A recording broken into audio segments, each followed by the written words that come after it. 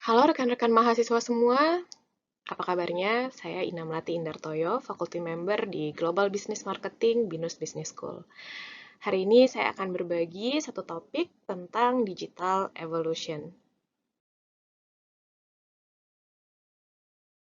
Digital ecosystem di Indonesia saat ini tumbuh sangat pesat, terutama ditandai oleh bermunculannya banyak platform yang menggunakan media digital yang sebenarnya jika perusahaan maupun pemasar bisa memilih platform mana yang paling baik untuk perusahaan maupun mereknya, platform tersebut bisa digunakan untuk menambah value bagi produk.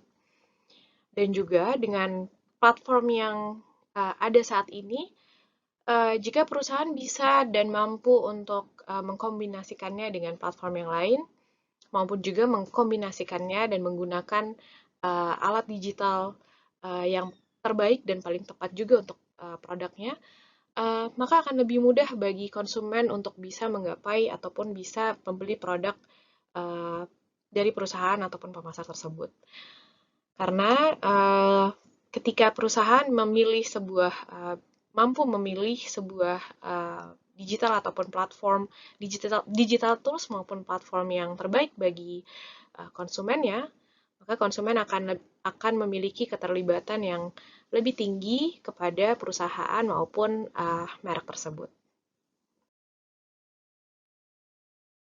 Sebenarnya tantangan perusahaan maupun pemasar di era saat ini tidak terlalu berbeda dengan tantangan di masa yang lalu. Perbedaannya hanyalah di masa digital saat ini, platform yang tersedia juga semakin banyak dan juga semakin canggih.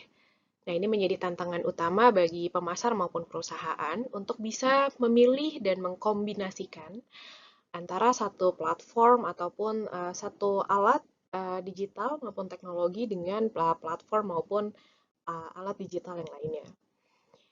Nah, dalam hal ini apa saja yang perlu dikombinasikan dan perlu diketahui oleh pemasar maupun perusahaan? Yang pertama adalah digital channel. Digital channel di sini terkait saluran apa yang digunakan oleh konsumen untuk bisa memenuhi kebutuhan hidupnya ataupun memenuhi kebutuhan uh, yang bisa untuk bisa mencapai kepuasannya. Kemudian yang kedua adalah platform.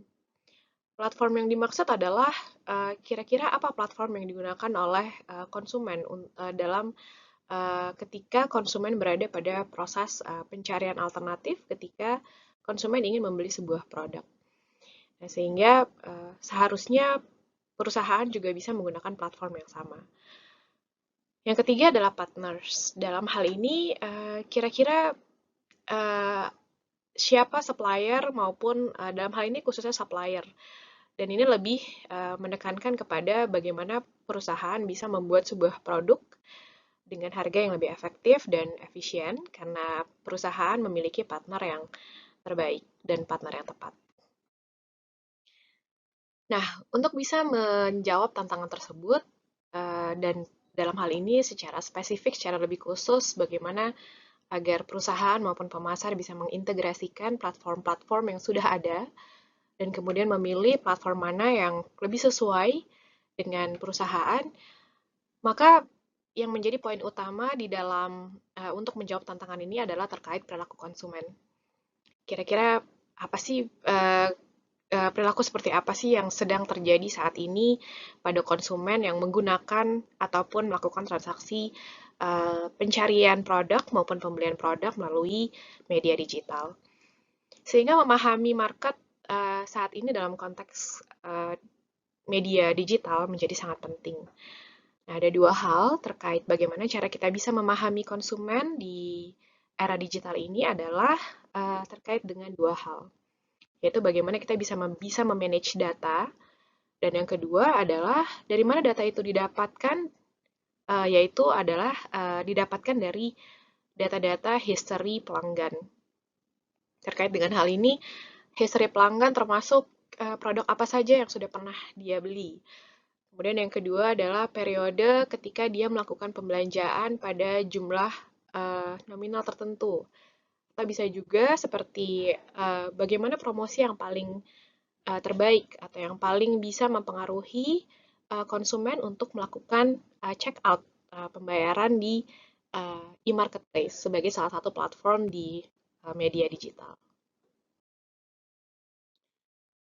Menyangkut data-data konsumen yang perlu digali dan perlu dikumpulkan oleh pemasar, dalam hal ini apa saja secara spesifik data-data yang diperlukan oleh pemasar, apa saja yang perlu, data-data seperti apa yang perlu dianalisis, dan kemudian bagaimana cara mereport data-data tersebut sehingga bisa menjadi sebuah insight yang insightful buat perusahaan dalam mengembangkan maupun membuat strategi pemasaran selanjutnya. Agar lebih spesifik, perusahaan perlu mengetahui kira-kira data apa ya yang diperlukan dari pelanggan dan perlu diketahui dan juga dianalisis oleh perusahaan. Ini adalah mencakup semua data terkait siapa pelanggan kita, terkait dari segmentasi, baik itu terkait dari segmentasi demografik, psikografik, behavioral, maupun geografik. Kemudian dari masing-masing segmentasi, apa yang disukai dan tidak disukai oleh masing-masing kelompok segmentasi. Itu pun menjadi satu hal yang penting untuk digali dan dianalisis.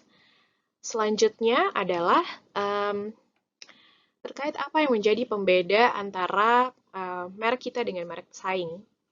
Itu menjadi suatu hal yang penting juga supaya kita bisa mengetahui apa yang membuat merek kita lebih dipilih dibandingkan dengan pesaing, ataupun sebaliknya apa yang membuat merek pesaing lebih diminati dibandingkan dengan merek kita.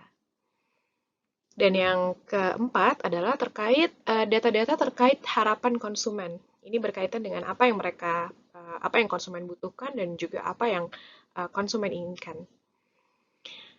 Dan yang kelima adalah terkait dari apa yang secara lebih spesifik lagi terkait pada apa yang konsumen inginkan dari sebuah brand. Value apa yang terasa penting bagi konsumen sehingga dia akan lebih memilih brand tersebut dibandingkan dengan brand yang lain. Dan yang terakhir adalah kira-kira kita pernah melayani konsumen seperti apa gitu. Dan juga konsumen ini pernah membeli apa saja. Dari situ kita bisa membuat sebuah matriks tentang pesaing-pesaing yang kira-kira berada di sekeliling kita. Baik itu pesaing-pesaing yang head-to-head kompetitor maupun yang bukan head-to-head kompetitor. Saya rasa itu juga menjadi salah satu data penting yang harus dimiliki oleh perusahaan maupun pemasar di era digital.